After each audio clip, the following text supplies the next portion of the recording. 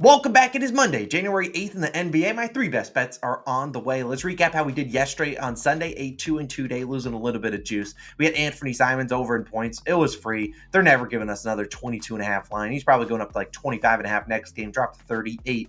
Aaron Gordon under 15.5 points, sweat free. We are 2-0 on unders in 2024. Maybe this is the year of the under. I don't have one in today's video, but I'm going to start doing some more and more as the season goes on. I'll probably have one tomorrow, but we appreciate all the cardio you did out there last night. AG. Pascal Siakam over 22.5 points. Was looking good. I mean, he scored 12 points in the first quarter. Then they took away a three-pointer for whatever reason. And then you had the RJ Barrett masterclass. He's not scoring 23 points when RJ Barrett's putting up like 38. That's just not going to happen. Who can predict that? And the Clippers and Lakers same game parlay did not hit. This was a very lower scoring game than I expected. But either way, 2-2 day, losing a little bit of juice. Nothing really too bad there. Let's hopefully go 3-0 today, bring out the brooms. The broom is getting a little dusty over there. We need a sweep in the worst way. Now, I did talk about this at the end of a video last week, but there are a couple NBA games I am attending as I am heading up north. So here's a couple games I'm going to attend. I'm going to go to the Rockets and Bulls game on Wednesday. Then the next day, Celtics and Bucks on Thursday, the TNT game. And then on Sunday, going to the Clippers and Timberwolves game. So if you are able to go to any of those games, maybe in those areas, hopefully I get to meet some of you all. And if you do end up at any of the games, definitely let me know. Shoot me a DM on Twitter or something. Say, hey, I'm going to be at that game. DMs on Twitter, probably the easiest way for me to see if you're messaging me, or if you're in our DubClub, you can message me in the Discord too. But hey, it's always super fun when I get to meet some of you guys, and I did not plan this trip accordingly because we're going to Minnesota in January. What a mistakes were made. The weather's like, I think we're getting into the minus degrees and the low for one day. I don't know what the heck I was doing, but either way, the picks in the videos are not going to stop. Maybe just different change of scenery, and maybe I won't edit the videos as highly as we normally do, which honestly isn't too highly as is, but definitely if I get to meet some of you guys, that'd be awesome. Just let me know, reach out to me, and hopefully I get to schedule some meet and greets or something like that. Either way, that's the best part of meeting you guys. But you guys came here for some NBA best bets. We're going to start with the first one, which would be my favorite bet of the day. However, we're just playing it for one unit. It's Tyler Herro, the Miami Heat over 21.5 points, minus 125 on DraftKings. This feels very similar to how Anthony Simons was yesterday. You know, Anthony coming off a string of bad games. They lowered his line a little bit too low, a little bit too disrespectful, and he went off. And while hopefully Tyler Herro can do the same thing today, and I would play this at 22.5, I wouldn't go any higher than that. Now, this is my favorite play of the day, like I said. I would play it for more than one unit, but we've been a little bit cold the last few weeks in the NBA. Not going to force more units on the table than we need to. We'd be fully happy with a one-unit winner. Now, let's talk about the Heat, who will be down Jimmy Butler once again. Caleb Martin still not healthy enough to return. He is doubtful. So they're going to play probably at about an 8-man rotation. Maybe a couple guys come in for a couple minutes, but mostly 8-man rotation. And in 8 games, funny enough, this season without Jimmy Butler, Herro, you look at his numbers. He has scored 9, 12, 21. Had 2 games where he ended with 22 on the dot. So right on that hook if you do get 22.5. And then 26, 28, and 30 points. So going over 5 of 8, twice on the hook. So real low, this line's been pretty sharp. Now, in the 5 games when Herro has scored 22 points or less, so even when he did technically go over with 21.5, in the 5 games, 32%, 34%, 36%, 30%, and 23% from the field. Look, at the end of the day, the volume is going to probably be there for Tyler Herro. He's going to shoot 17 to 20 shots tonight. Comes down to, can he make those shots? And returning back home after a long road trip, I'm going to lean on the side of, yeah, he's going to start shooting the ball better. It's not like Herro's actually, look at the last few games he's gone under, and I believe 3 straight.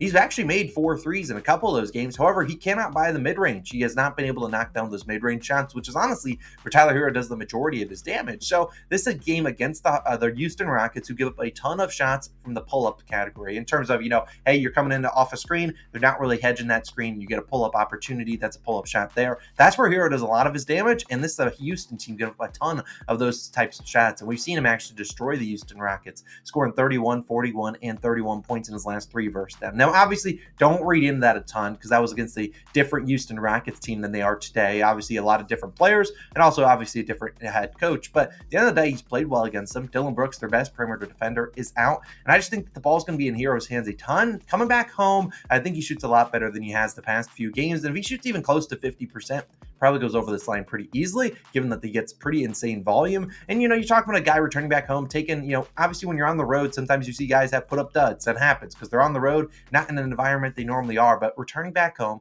comfortable in the Miami Heat arena, and just going to be taking shots. He's been taking a ton of practice, but also tons and tons of shots he's taken in games. I think he plays well tonight. Give me his over 21.5 points. Now, my second pick is going to be a guy that his team needs him pretty badly, and it's going to be a guy on the Milwaukee Bucks. It's Khris Middleton. I like his over 19.5 points, -109 on Caesars. Now, Middleton owes us money because he cost us some money in his last game against the Houston Rockets, but they are also back home, and Damian Lillard is out tonight due to personal reasons. No idea why he's out. Hopefully, everything's all good in his family and everything's good there. I guess we'll probably figure it out within the probably next few days why he was out. But either way, the Bucks are going to need Khris Middleton to play better. You had Giannis after last game against Houston. He went off. They stunk. And he had to call out the whole team. He called out basically everyone, even called up the equipment manager, the guy that washed his jerseys. He was getting roasted. And then he was getting absolutely roasted on Twitter as well.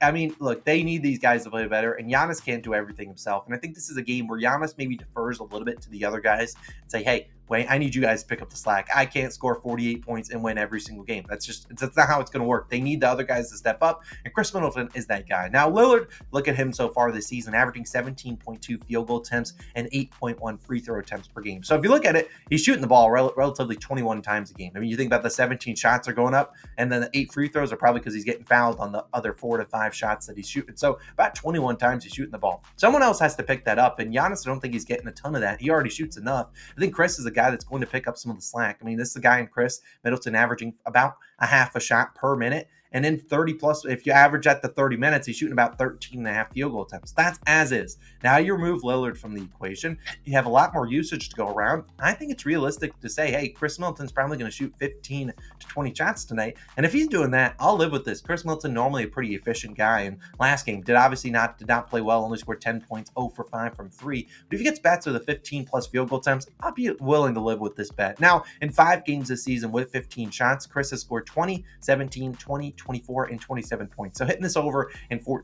or 5 games. Now, in 2 games without Damian Lillard, Khris scored 19 points and 10 points. However, played less than 20 minutes. That was back when he was on a minutes restriction. So Khris, realistically, probably going to see closer to 30 to 35 minutes in this game. They could blow out the Jazz. That could also happen. The Jazz are not a very good team. They could blow them out. But at the end of the day, what the Utah Jazz do great for us, they run super fast, play a lot of, and they run fast, and they give a lot of points. So we're going to see the Jazz probably deploy John Collins onto Giannis, but they're probably going to have to double him too. So I think Khris Middleton's going to have to step up. They're going to need a secondary scorer besides Giannis. Giannis will not be able to do it all by himself. So I think Khris will get the field goal opportunities, and hey, he just has to knock him down. Back at home, I'm comfortable trusting Khris Middleton at home with no Dame Lillard. I'll take his over 19.5 points. Now, my third play is going to be a guy we all love.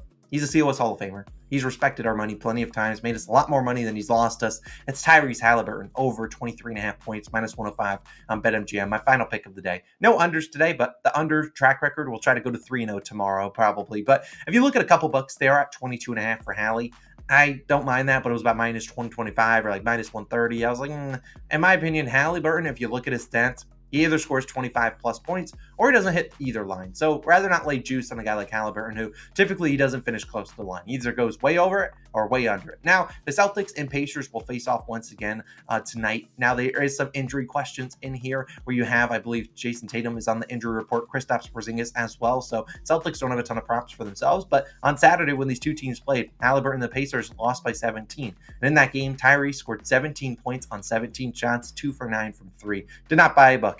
He had 7 assists as well. Now, the Celtics are a team that allow the 4th most points per game, but the third fewest assists per game to point guards. Now, what does that tell you? Well, hey, they're going to turn Haliburton into a scorer, and that's kind of what they want to do. I think a lot of teams going forward are going to be like, you know what? We're going to live with Tyrese Haliburton dropping a 40-piece on our head, whereas we're going to take away all your role players, and we're going to make Haliburton score and beat us. Because obviously, when this Pacers team is at their best, it's when Haliburton is getting, 14, 15 assists. Everyone's involved. Everyone's on good chemistry. Everyone's playing well, sharing the ball, passing it to each other. However, when they're not like that, and when you're forcing Haliburton to score, that's when they're not at their best. However, I think that's what this case will be. The Celtics will continually be a team. They play one-on-one coverage. They won't double. And they're going to force your number one guy to beat them sole-handedly. And that's what they did to Haliburton, and he just wasn't really ready for it and didn't shoot the ball well. 17 points on 17 shots. Not an efficient day. You got 5 free throws too. But I think they're going to continue to do that. I think they're going to trust their perimeter defenders and Drew Holiday and Derek White. All props to those guys. Those guys are really good defenders. One of the better perimeter duos in the NBA that they really have to offer. Drew, obviously, regarded as one of the best. However, I think Haliburton will be able to score more points here, and I think he comes out pretty aggressive. And we've seen in his last 6 games versus Boston, he has scored 30, 33, 22, 20, 26, and 17 points. Going over this in only 3 of 6 games. Obviously, one of them he ended with 22 and won 20 points. But you look at the 3 unders. One of the games we saw Miles Turner score 40 points. That's probably not happening. The other game, the Pacers lost by 25. He didn't even play 30 minutes. And then the last game was the one he shot poorly from the field. So the field goal attempts have been there against the Celtics. And I think this is just a matchup that he has to be aggressive in. And normally Haliburton, his normal, and I watch a lot of Haliburton. He's one of my favorite players to watch. What he normally does is he starts slow. So if you want to look for a live bet, you can. But I think this is a game he starts fast. Coming off a 5 for 17 game and a loss, they need to start with a little bit of momentum and need to start with a little bit of a, hey, I'm here and we're going to step up. And Haliburton's that guy. He's their leader. They need him out there to play pretty aggressively, put some pressure on the Celtics defense. I think that's what he's going to do. He's going to come out firing the ball instead of waiting for the second half to get going. Haliburton is over this line, 23.5 points and only 15 of 32 games, less than half. That's not ideal. However, you look at the games, he's over this in 14 of 24 when he's shot more than 14 times, which is 58% of the time. In my opinion, this is an ideal matchup for Haliburton to go out there and score, not get a ton of assists. Celtics don't give up a lot of assists. They need him out there shooting the basketball. I'm very confident he shoots 15 to 20 times. And if he's making his shots, he'll go over this line easily. Back at home, coming off a loss, I'm just confident Haliburton plays pretty well tonight and scores the basketball. They need him to do that against the Celtics, a team that gives up a lot of points to point guards. So those are my 3 favorite picks of the day. Haliburton, Herro, and of course, Khris Middleton. We need you guys to go put the ball in the basket, shoot efficiently, and that is a 3-0 sweeper. Let's have a wonderful day. I did not mention at the top of the video, but Michigan versus Washington. Our best bets video was posted last night. Go check it out. It is linked on the screen. You guys have a wonderful day. Have a wonderful start to the week. An NBA hot streak is around the corner. I promise you that. I just have a feeling that we're going to get hot soon. It's just a matter of time. Let's go 3-0 today. Dominate, and I'll see you guys back again on Tuesday with some more picks. See you then. Peace.